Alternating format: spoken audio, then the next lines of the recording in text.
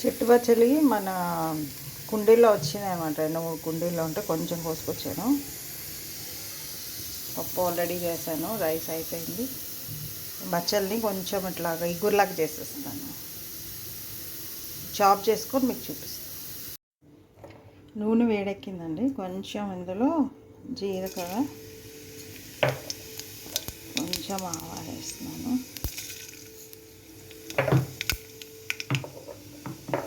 ఇది నేను చేత్తో పట్టుకుని చేస్తాను అన్నమాట. ఏదో ప్యాషన్ అంతే తప్ప ఏమి కాదు. ఎవరు ఉండరు నాకు అసిస్ట్ చేయడానికి, పిల్లలందరూ బిజీ ఉంటారు కదా. సో నేనే ఏదో ప్యాషన్ కాబట్టి ఇలా చేస్తూ ఉంటాను అన్నమాట వీడియోస్. ఒక చేత్తో పట్టుకొని చేస్తూ ఉంటాను. సరే, ఇవి వేగిపోయిన తర్వాత మొన్న నేను ఆల్రెడీ చాప్ చేసి పెట్టుకున్నాను బచ్చల కూర. మన ఇంట్లోనే 1-2-3 కుండీల్లో వచ్చేస్తుంది, అది వద్దన్నా కానీ వచ్చేస్తుంది. సో అది అప్పుడప్పుడు ఇలా చేసుకుంటాను అన్నమాట. సో ఈరోజు ఇది చేసి వస్తున్నాను ఫ్రైలాగా. జస్ట్ లైట్గా వేగిన తర్వాత ఇవి ఆకులు వేసేసుకుందాం ఇందులో.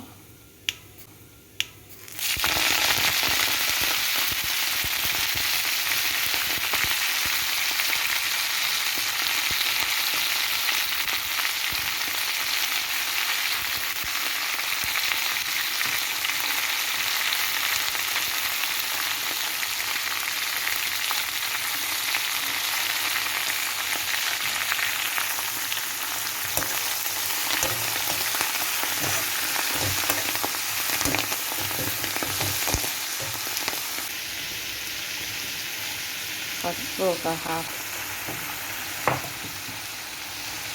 సాల్ట్ ఒక స్పూను, చిల్లీ పౌడర్ 1 స్పూన్ వేసాను.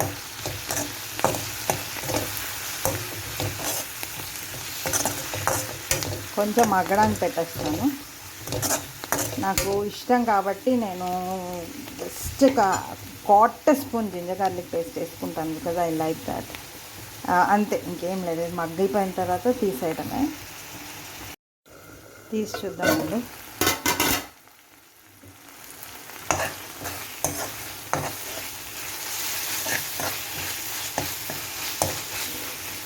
It's done. 2 minutes అంటే 2 minutes. మ్యాగీ చేసిన దానికంటే కూడా ఫాస్ట్గా అయిపోతుంది ఇది. మనం స్టవ్ ఆఫ్ చేస్తున్నాను. సర్వ్ చేసుకుందాము. రైస్ రెడీగా ఉంది.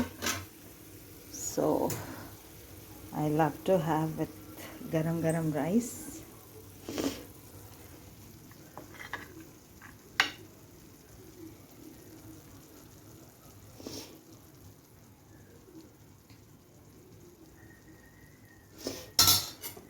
curry, and we'll have very పప్పు.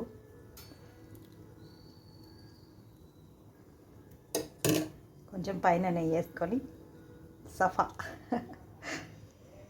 చేసుకోండి. ఎవరైనా బచ్చలాకులు ఉంటే జస్ట్ 2 minutes, అంటే లిటరల్గా 2 minutes.